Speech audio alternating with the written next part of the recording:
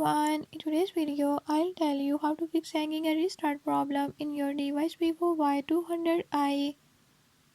In this video I'm gonna share few tips and tricks that you can use to fix it.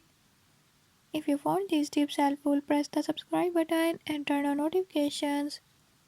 Make sure to watch complete video and learn how you can do it. Let's watch the video.